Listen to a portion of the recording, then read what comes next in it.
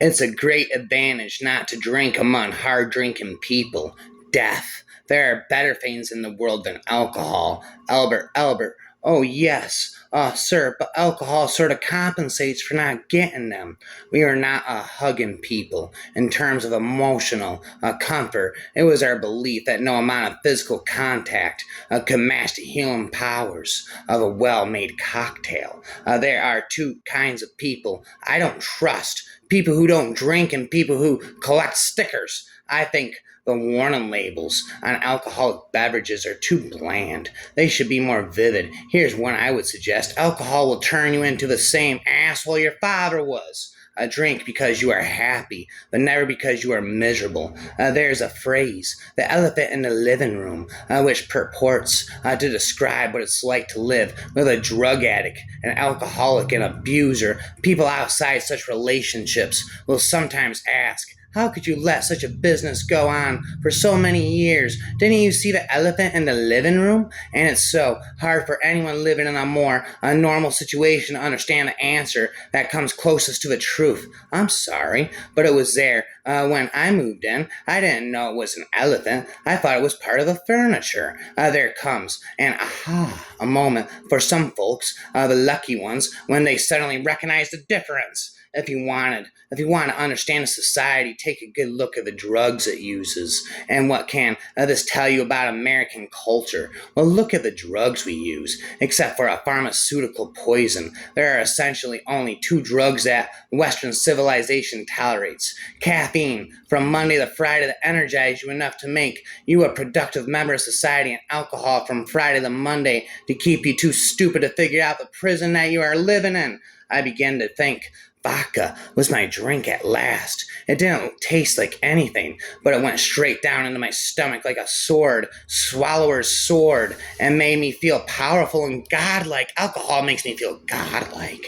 Is that a vodka? Margarita asked weakly. The cat jumped up in his seat with indignation. I beg my pardon, my queen, he rasped. Would I ever allow myself to offer vodka to a lady? This is pure alcohol. For the first 20 years of my life, I rocked myself to sleep.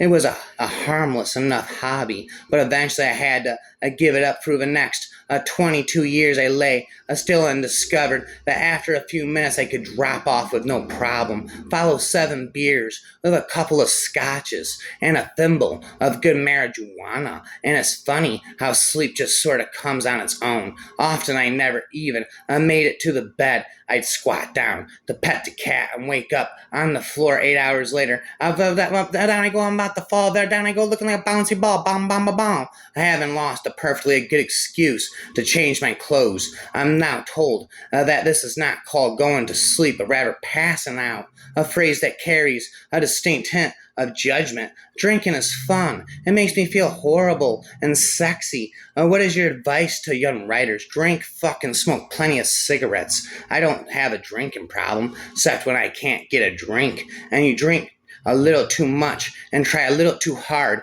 and you go home to a cold bed and think, that was fine, and your life is a line of fine. I automatically assume people won't like me, so I don't talk to them unless they approach me first. I can't become of a crowd because I can't get past that feeling that I don't belong. Take a shower. Wash away every trace of yesterday, of smells, of weary skin. Get dressed, make coffee. Windows open, the sun shining through. Hold the cup with 2 hands and notice that you feel the feeling of warmth. You still feel warmth. Now sit down and get to work. Keep your mind sharp.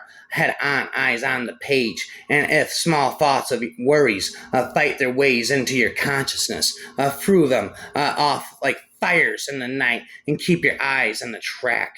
Nothing but the task in front of you. Get off your chair in the middle of the day. Put on your clothes and take a long walk on open streets around people. Notice how they're all walking in a hurry or slowly smiling, laughing, or eyes straight forward, hurried to get to wherever they're going. And notice how you're just one of them, not more, not less. Find comfort in the way you're just one in the crowd. Your worries no more, no less.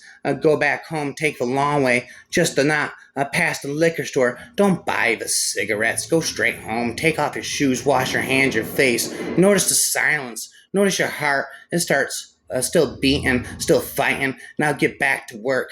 Work of your mind, sharpen eyes, focus. And if any thoughts of worries or hate or sadness creep their ways around, shake them off like a runner in the night for your mind, and you need to tame it. Focus, keep it sharp, on track, nothing but the task in front of you. Work until your eyes are tired and head is heavy, and keep working even after that. Then take a shower. Wash off the day, drink a glass of water, make the room dark, lie down, close your eyes. Notice the silence, notice your heart still beating, still fighting. You made it after all. You made it another day, and you can make it one more. You're doing just fine. You're doing just fine. I'm doing just fine. Jesus may have turned water into wine, but he didn't tell you to drink the whole bottle. Drunkenness is the true sin. Frankly, I was horrified by life at what a man had to do simply in order to eat, sleep, and keep himself clothed. So I stayed in bed and drank. When you drank, the world was still out there, but for the moment, it didn't have you by the throat. Alcohol makes other people less tedious and food less bland, and can help provide what the Greeks called entheos, or of a slight buzz of inspiration when reading or writing. The only worthwhile miracle in the New Testament, but a transmutation of water into wine during the wedding of Cana, is a tribute to the persistence of Hellenism in an otherwise austere Judea that same applies to the Seder at Passover, which is obviously modeled on the Platonic symposium.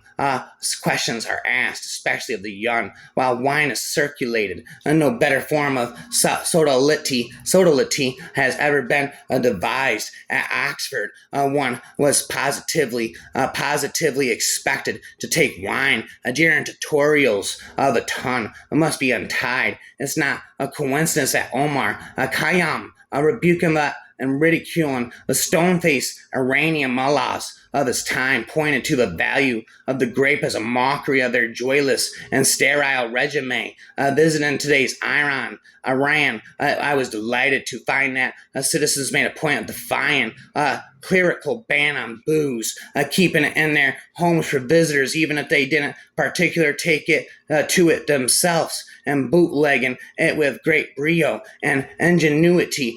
These small revolutions affirm the human. Only Irish coffee provides in a single glass all four essential food groups: alcohol, caffeine, sugar, and fat. To alcohol, the cause of and solution to all of life's problems. Some people call it the problem. I call it the solution. Spit and drink and filled with a mingled cream and amber. I would drain that glass again. Such hilarious visions clamber through the chamber of my brain. Quaintest thoughts, queerest fancies come to life and fade away. What care I how time advances? I am drinking ale today. I think I need a drink. Almost everybody does, only they don't know it. I like to see the glass as half full, hopefully of Jack Daniels. It is of the wine that leads me on, the wild wine that sets the wisest man to sing at the top of his lungs, laugh like a fool. It drives the man to dancing. It even tempts him to blurt out stories better never told. Alcohol taken in sufficient quantities may produce all the effects of drunkenness. When you black out, you become a completely different person. Don't remember what you're saying. Spitting forever. Spitting again.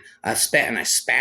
Wine is the most healthful and most hygienic of beverages. It provokes the desire, but it takes away the performance. Like anybody can tell you, I am not a very nice man. I don't know the word. I have always admired the villain, the outlaw, the son of a bitch. I don't like the clean-shaven boy with the necktie and the good job. I like desperate men with broken teeth and broken minds and broken ways. They interest me. They are full of surprises and explosions. I also like vile women, drunk cursing bitches with loose stockings and sloppy mascara faces. I'm more interested in perverts than saints. I can relax with bums because I am a bum. I don't like laws, morals, religions, rules. I don't like to be shaped by society. They're professionals at this in Russia. So no matter how many Jello shots or Jagger shooters you might have downed at college mixers, no matter how good a drinker you might think you are, Don't forget that the Russians, any Russian can drink you under the table, spitting forever drinking,